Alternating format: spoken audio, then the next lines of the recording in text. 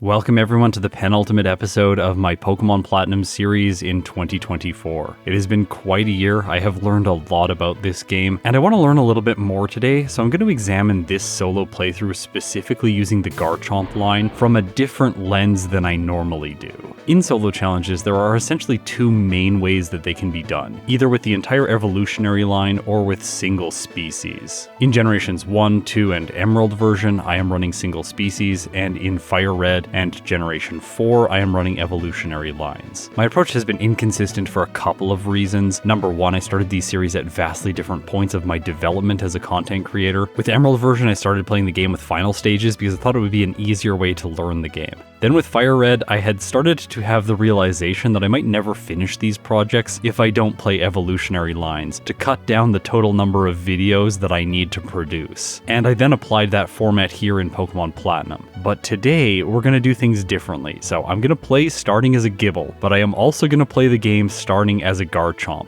And we are going to compare these two runs to each other to see how much time evolution adds to a solo challenge. I figured that doing this test with a pseudo-legendary made the most sense because it's a slow growth rate Pokemon and they generally evolve at really high levels. This way it will really emphasize the difference between evolving and starting as a fully evolved Pokemon. Plus, in comparison with Garchomp, Gible is really not very good. It has a base stat total of 300. For stats, it has 58 HP, 70 attack, 45 defense, 42 speed, 40 special attack, and 45 special defense. I guess 70 attack is pretty good, but we don't have to stay as a Gible for too long. Unlike the majority of prior pseudo-legendaries, which evolve into their second stage at level 30 and then their final stage somewhere around level 50 to 55. Gible evolves a little bit earlier into Gabite at level 24 and then Garchomp at level 48. Just so we can tell which run we're watching, whenever the UI elements are all blue and the background is a ground texture, you're going to be watching the run that is evolving. And now to switch over to the run that starts as Garchomp, the UI elements are all going to be brown and the background is going to be a darker bluey sort of purple color.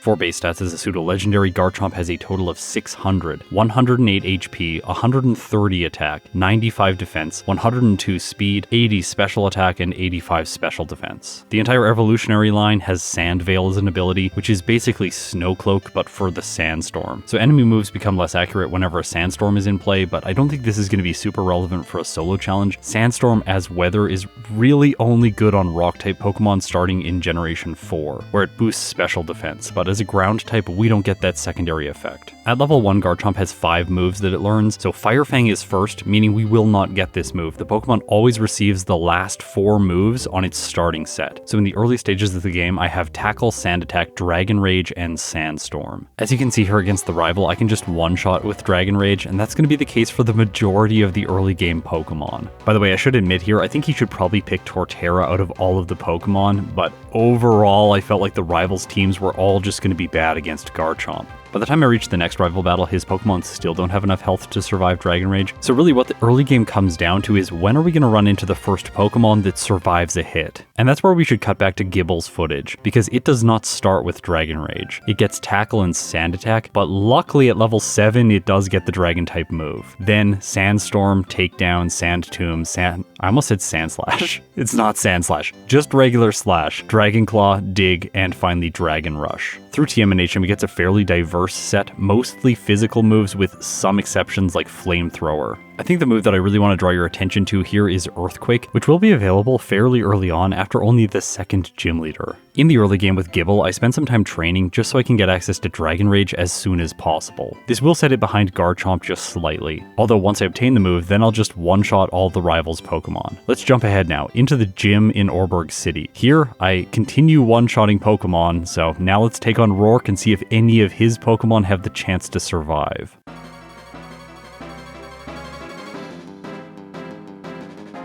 Okay, let's go through them. Geodude has 32 HP, Onix has 31, and Cranidos has 43. So this is the first Pokemon that's going to survive a hit. He sends in his Cranidos second, I go for Dragon Rage, taking it down to red health. It uses Headbutt, getting a critical hit, and Gible survives on 4 hit points. Rourke uses a potion, meaning Cranidos doesn't attack again, and it was faster than Gible, but I get in one more Dragon Rage, and his ace goes down. That leaves only Onix, and it is also faster than Gible. Now I leveled up, so Gible now has 6 hit points, and Onyx has a notoriously bad attack stat. I was still pretty sure if it used Rock Throw I was going to lose. However, he just chooses Stealth Rock and then Dragon Rage one-shots his final Pokemon. So Rourke is defeated. It was close, but Gible did it. With Garchomp, things are much easier because the Cranidos does not get a critical hit, and even if it did, my stats are just so much better. In this case, instead of going for Headbutt, it chooses Pursuit, doing pathetic damage and then a 2-shot with Dragon Rage. Onyx that follows is basically only known for its speed, but in this case it's not faster than Garchomp, so Dragon Rage just one-shots. Rourke was trivial. Now, just outside the professor's lab at the beginning of the game, I did get the TM for Return, so I'm going to teach that to Garchomp in the place of Tackle. This is one thing that's unique about the Garchomp line in comparison with all of the other previous pseudo-legendaries. Most of them start with 35 base Friendship, but if you look at Garchomp's, it's 117 currently. Gible, Gabite, and Garchomp all start with base 70 Friendship, which is the typical value.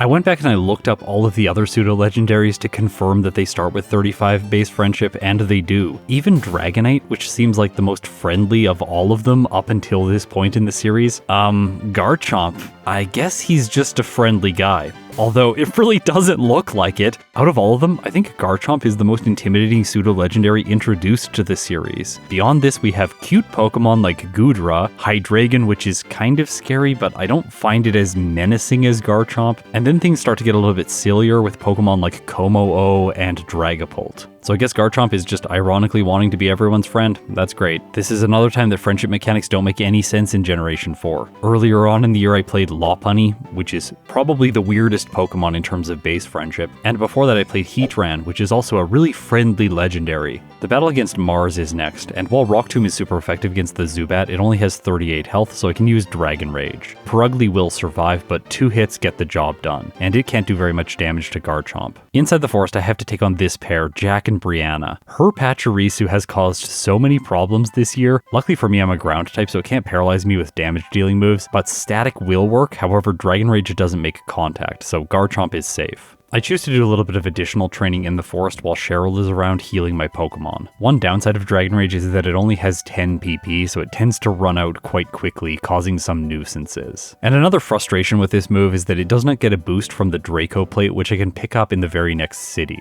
This is the first plate that's available, and in Pokemon Platinum they are fantastic held items that increase the power of their type of move by 20%. Unfortunately for me, I have to wait till level 33 when I get access to Dragon Claw. Inside the gym we can see that Dragon Rage is really starting to wear off its welcome. Roselia here has 48 HP, so I'm not able to one-hit anymore. I'm starting to rely on Return, which now has a base power of 58. While the Dragon type does resist Grass-type moves, the fact that I have the secondary typing of Ground makes me a little bit concerned for Gardenia. Although I think Garchomp has the stats to pull through, but I think Gible could struggle here.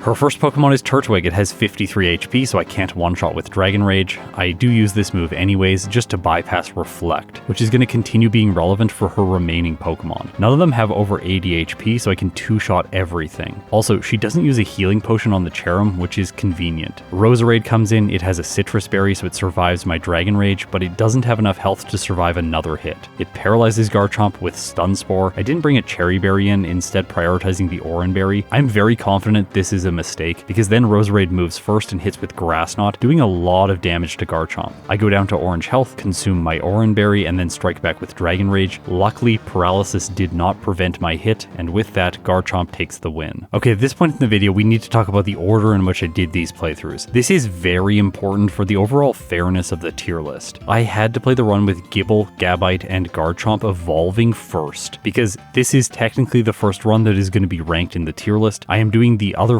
follow-up Garchomp run purely for comparison's sake. In most cases of versus videos like this, I like to play the Pokemon that I think is advantaged first, which would mean starting with Garchomp, but that would make the rest of the tier list much less fair because I would have some experience with the Garchomp line going into this playthrough starting with Gible. That didn't seem overall fair, so that's why I'm going against my typical convention here. Because of this, in the Gible playthrough, you're going to notice me figuring stuff out, like in this case where I grab the Rock Tomb TM, I teach it, but I don't teach Return. Instead, I'm holding on to Take takedown, which doesn't make a lot of sense. Okay, Commander Mars is next, and here we are actually speed tied with the Zubat, 23 for both of us. That allows it to move first, use Bite, which could flinch me. Luckily it doesn't, but Rock Tomb misses. Then Zubat uses Toxic, badly poisoning me, and my Rock Tomb does not knock the Zubat out. Alright, this is a good lesson for me. Use Dragon Rage. Obviously if I had done that, then the Zubat wouldn't have been able to poison me.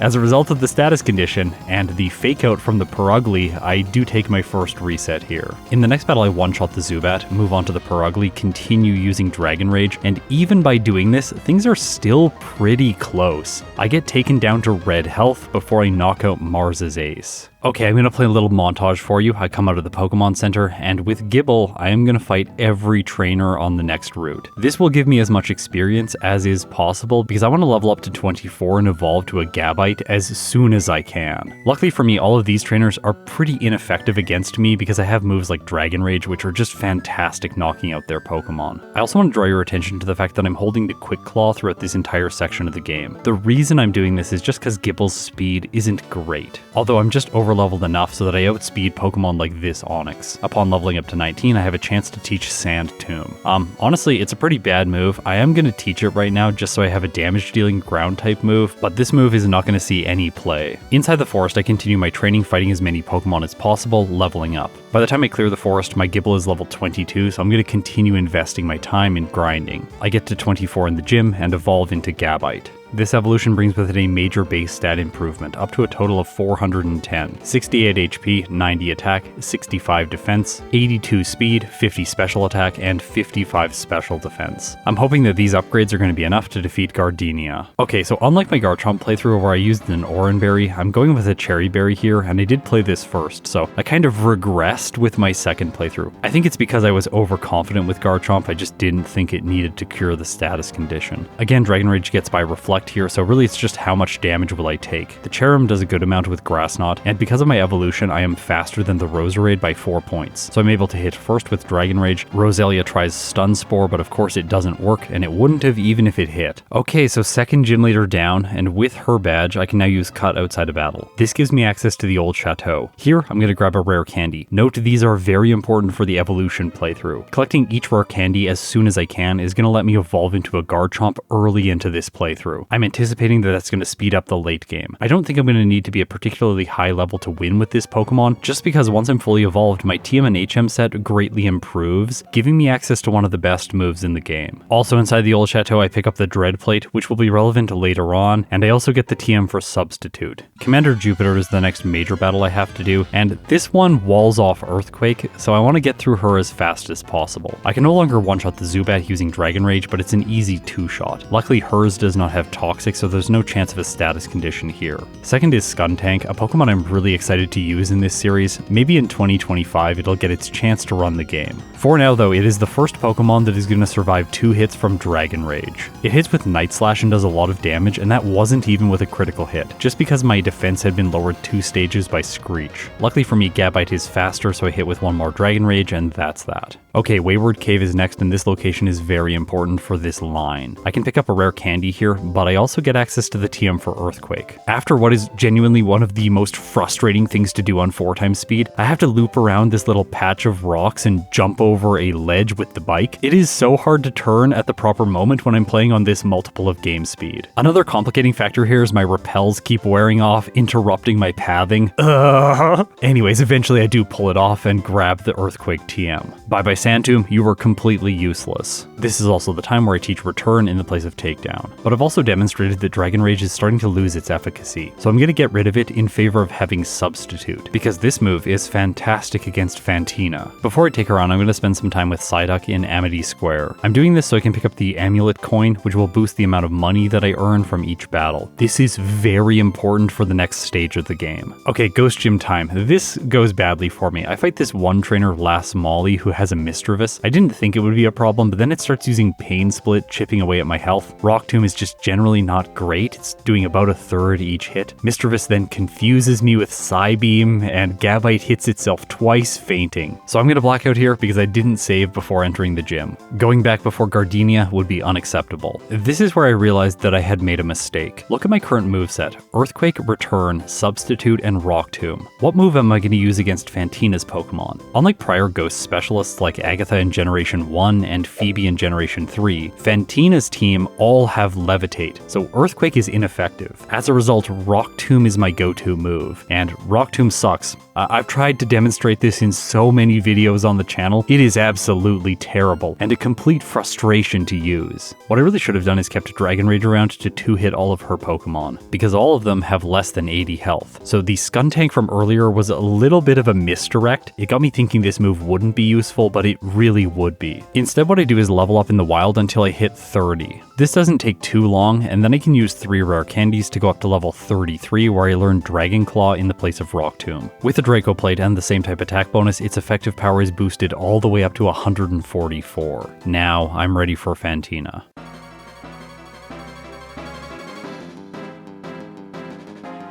Dusclops is first. Never gonna say that one right again. Dragon Claw gets the 1-hit, so that's a great start. Next is Mismagius. I go for Dragon Claw and surprisingly come through with another 1-shot. Okay, so the Haunter is definitely not gonna survive, and as a result, Gabite takes an incredibly easy win over the 3rd gym leader. We're gonna continue with battles, but soon I'm gonna be switching back to Garchomp to compare this section of the game. I just want to really emphasize the fact that the rival is not a problem. He has a water type at this point, which potentially could learn an ice type move, but no, of course the Weasel doesn't have one. The only battle where the Floatzel has Ice Fang is just before the Elite Four, so I'm not going to mention the rival again unless his battle is relevant. And if it does become relevant, you will know that things have gone badly for me. Okay, switching back over to Garchomp. No problems against Commander Jupiter. Generally, this is just another easy battle. I didn't fall victim to the fact that I should delete Dragon Rage at this time, so I go into the Fantina battle at only level 27, still holding onto the early game Dragon type move.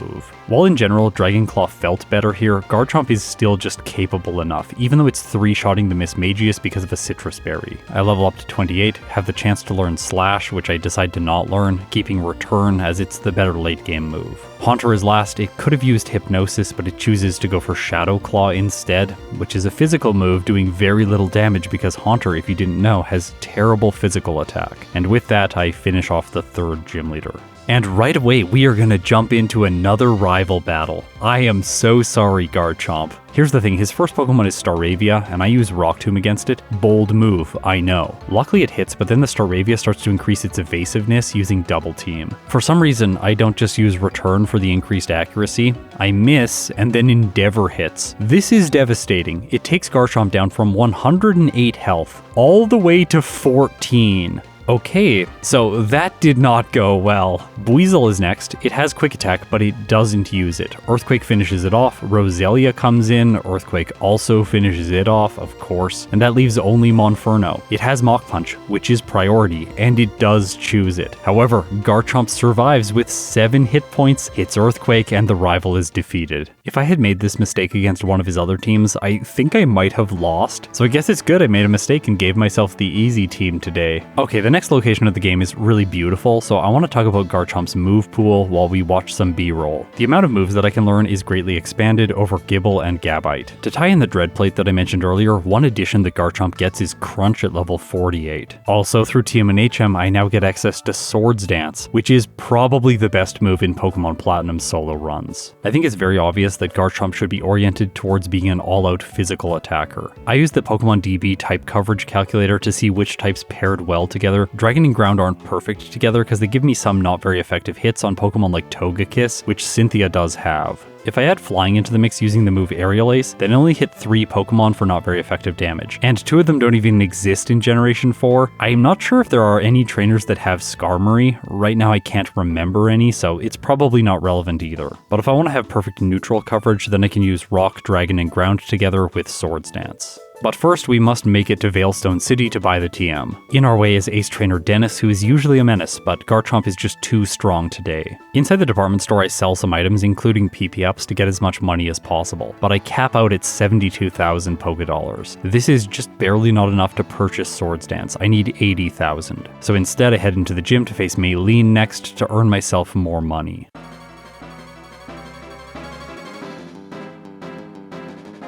Her first Pokemon is Meditite, it goes for Fake Out, so I flinch. That's annoying, but then I hit with Earthquake and one-shot. For some reason, she felt it was a good idea to send in Lucario next, which Earthquake just takes care of in another single turn. That leaves only Machoke. And of course, it isn't a threat. Garchomp steamrolls her team, and now I'm able to go back and purchase myself the Swords Dance TM. Goodbye, Rock Tomb. Good riddance. Okay, the next section of the game for the Garchomp line is actually quite interesting because Floatzel on Crasher Wake's team does have Ice Fang. This is the first real moment where we're going to start getting hit for 4 times damage. Here's Crasher Wake's team. The Floatzel is the only Pokemon that I feel is a threat, just because it has an Ice-type move, and it's also quite fast with 96 speed. As I'm defeating all the trainers in the gym, my Garchomp levels up to 36, where it has 93 speed. So now is time to use some rare candies. I have a total of 6, and with Garchomp I wanted to give myself the best possible chance against Crasher Wake, so I use all of them, going up to level 42.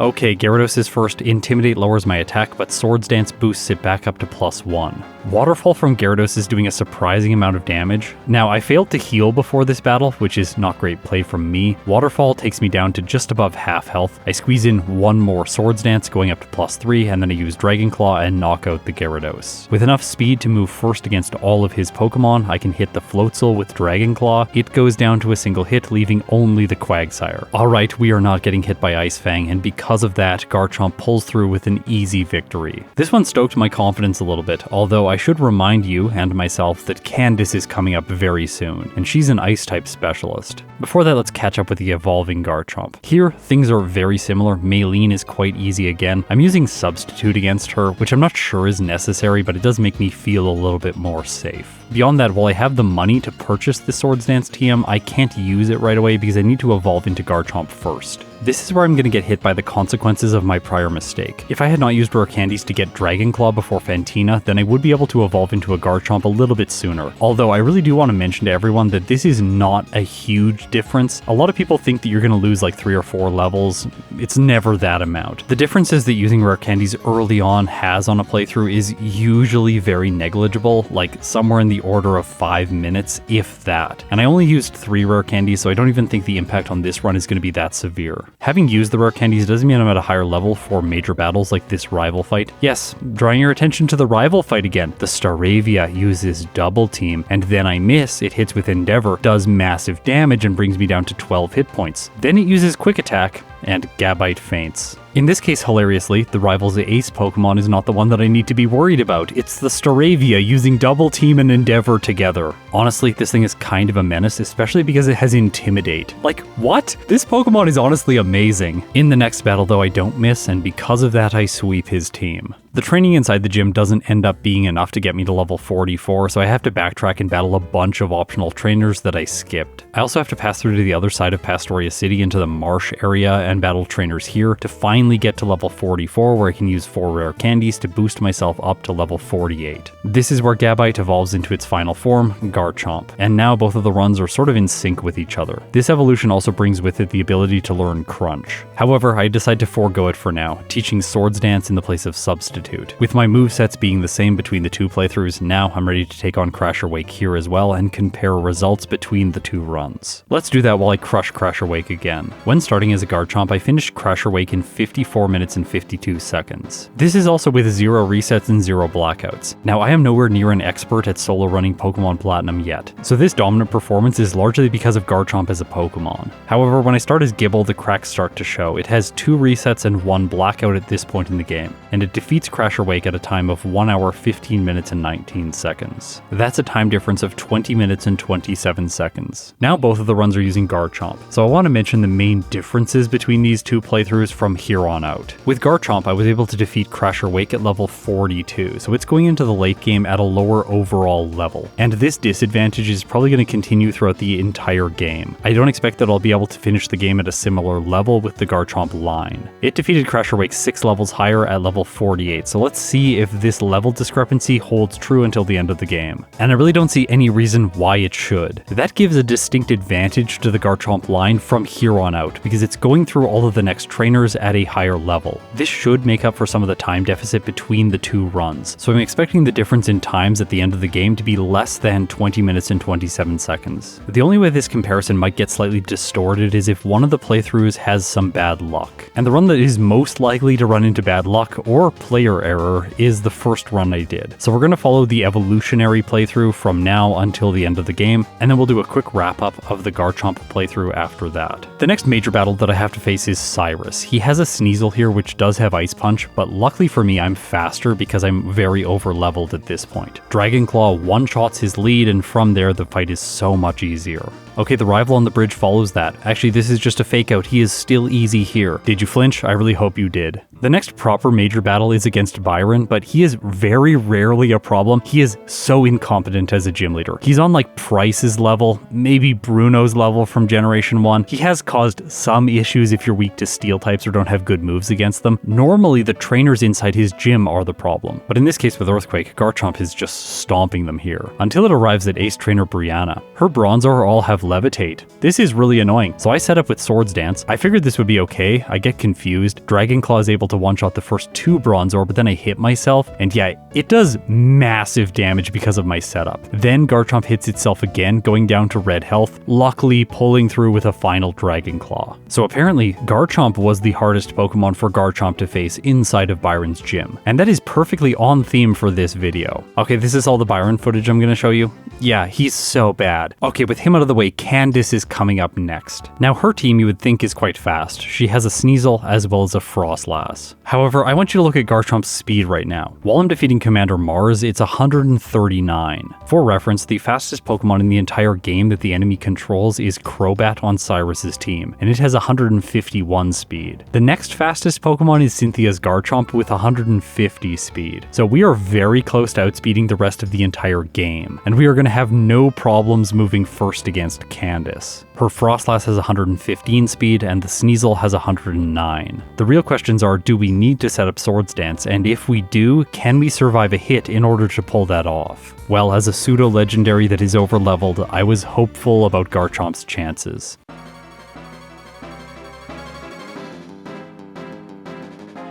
Now Garchomp might be faster, but Sneasel does have Ice Shard, which is higher priority, so it hits with this first, but it does less than a third. Turn 1 I go for Swords Dance, boosting Garchomp's attack stat by 2 stages. Turn 2, Sneasel does not choose Ice Shard, so I just knock it out with Aerial Ace. By the way, I taught this earlier in the run when I wanted to go through the defog area and I didn't want to miss against enemy Pokemon. Piloswine is next. Another reason I used Aerial Ace is because I'm running a little bit low on PP. Luckily, I have enough Dragon Claws now for every remaining Pokemon, provided I one-shot, and I do here. Following it is Abomasnow, which has snow warning, so it sets up hail before I get my Dragon Claw in, but I'm still able to one-hit, leaving only one Pokemon left. I have a brief chance to learn Dragon Rush, but I decide against it and move on to the Frostlass. Okay, so Garchomp is faster. Her Ace does not have any high priority moves like the Sneasel, and I go for Aerial Ace just because Frostlass has Snow Cloak and I really didn't want to miss. However, Garchomp with +2 has enough damage and Frostlass goes down. Okay, Candice was actually really straightforward. Garchomp had no problems here when it was at the higher level. The Veilstone Galactic building is next. Just imagine how much slower these solo challenges would be if I had to face every one of these grunts. And on the topic of speed, I'm actually surprised how fast Garchomp is going even when it had to start as a Gibble. Right now with the clock heading over 1 hour and 40 minutes, we might be able to get one of the best times yet. I'll bring up the tier list and show you some of the best results so far after we finish 3 battles in the plotline. The first one is against Cyrus. I felt like I could squeeze in one Swords Dance and tank a single Ice Punch from the Sneasel. It's only level 44. Turns out I don't even need to because it goes for Screech first turn, and then I want to sweep.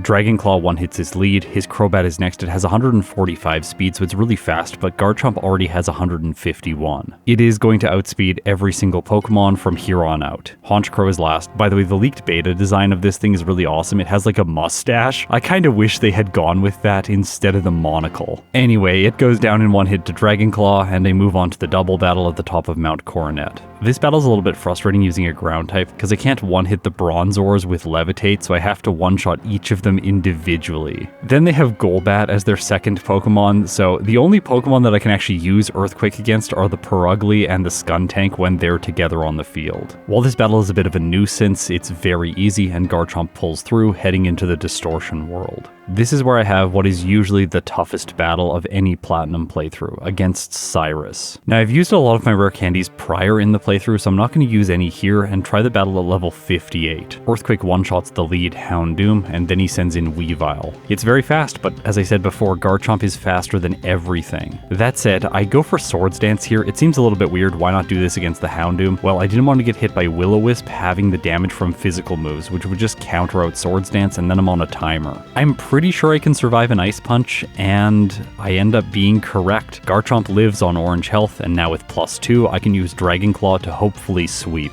Although Cyrus sends in Gyarados next, so my attack gets lowered to +1. However, Dragon Claw still has enough damage. Honchkrow goes down to a single Dragon Claw, leaving only his Crobat, but I'm still faster. Dragon Claw does enough, and Cyrus is defeated on my first try. Alright, final gym leader of the run, it is time for Jolkner. Do you get it? Because he's a joke? Yeah, I'm working on my dad jokes apparently. I one-hit every one of his Pokemon with Earthquake and their electric types, so the best thing they can do is Quick Attack, which is really not effective. Okay, before we go into the league, let's bring up the tier list and see how things stand right now. Shaman Sky currently has the best time with 2 hours, 14 minutes, and 4 seconds. Just behind it is Lucario with 2 hours, 16 minutes, and 7 seconds. So right now, it seems like Garchomp is on track to get the best time overall. Let's see if anyone in the Elite Four is gonna mess it up, but I don't think so because I still have rare candies hanging around. Mandatory footage in Victory Road of Blissey. I have physical moves, so this does take a little while to drain its HP, but overall it's not a problem.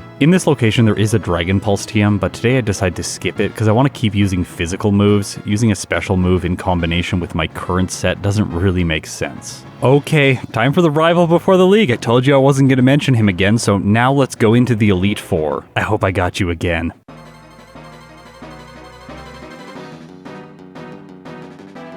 Aaron's first, and this one is straightforward. Swords Dance turn 1 to boost my attack. He then uses U-turn, switching out to his Drapion, which I just one-shot with Earthquake. Then Heracross falls to Aerial Ace because it does 4 times damage, and the Vespiquen that follows also goes down to a single hit. This leaves only 2 Pokemon, and both of them don't have what it takes to survive a single hit from Garchomp. Bertha is typically the best member of the Elite Four, but in this case she really isn't. I can set up Swords Dance against the Whiscash kind of as much as I want. It really can't do much damage to Garchomp. I also went into this battle already damaged. I was feeling so confident. And this was not false confidence. I sweep her entire team. Flint.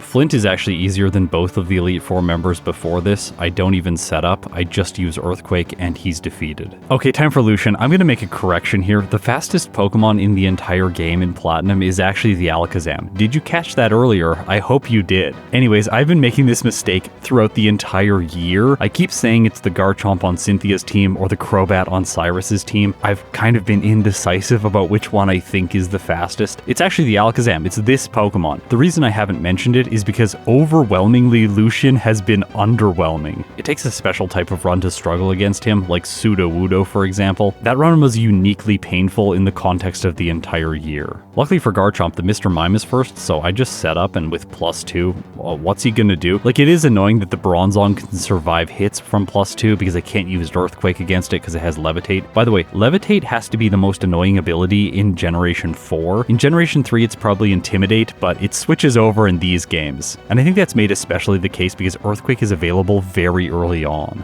Alakazam comes out. I have way more than enough speed. If you look at my level right now, I used rare candies before the Elite Four, so that's another reason why this is just really easy. And with Lucian out of the way, there is only one more battle left in the playthrough. It is against Cynthia.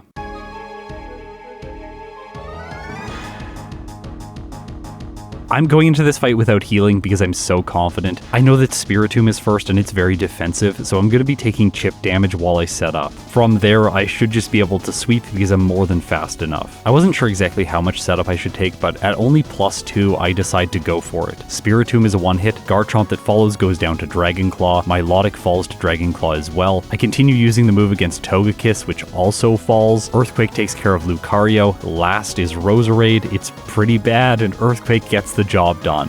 Garchomp, when starting as a Gible, clocks in with a time of 2 hours, 11 minutes, and 51 seconds with 2 resets, 0 blackouts at level 77, with a game time of 7 hours even. Before we rank the proper playthrough of Garchomp, let's go back and see how Garchomp did when it started fully evolved. Remember, it's going to be at a lower level throughout the next section of the game. Cyrus still isn't a problem in his first battle. The rival is not going to be a problem anymore, so I won't mention him either. Byron is a joke, but Commander Mars surprisingly isn't. I get messed up here because I try to go for Swords Dance turn 1 to one-shot everything else, and then I get hit by Toxic. This stacks up a lot of damage, especially because I can't one-shot the Bronzor, even with +2. As a result, when Perugly comes in, I take damage from Poison, and that's that. I take a Blackout here because I didn't save. In the next battle, I bring a Pecha Berry in, but the Golbat doesn't even try to poison me, so it's a free win. Okay, at the lower level, Candace can get me, because Ice Shard 2 times in a row knocks out Garchomp. That's where I take my first reset. Luckily for me, her AI isn't always going to go for this. I'm not sure why. Is she prioritizing something else like Feint Attack? I have no idea. Because of that, I'm able to sweep through her team. However, I'm also not able to one-shot the Frostlass anymore, so Blizzard gets me. Then 2 Ice Shards in a row get me again, and I take my third reset. Okay, so this battle is objectively much harder when starting fully evolved because I'm not forced to use rare candies earlier into the run. If I did another playthrough with Garchomp though, this would be much easier because I can just use my rare candies before this battle. I was stubborn here and I tried to make it through on this level just to prove that it was possible. If that's the case, then ideally you can just luck through at this level and continue having a higher level at the end of the game. And I was right. On my 4th attempt, I'm able to defeat her. Cyrus in the Veilstone building is also a little bit scary. I go for Swords Dance here and Ice Punch does massive damage. It takes me to low health, and unluckily for me, the Crobat is faster. Garchomp survives its Air Cutter and one-hits the Honchkrow.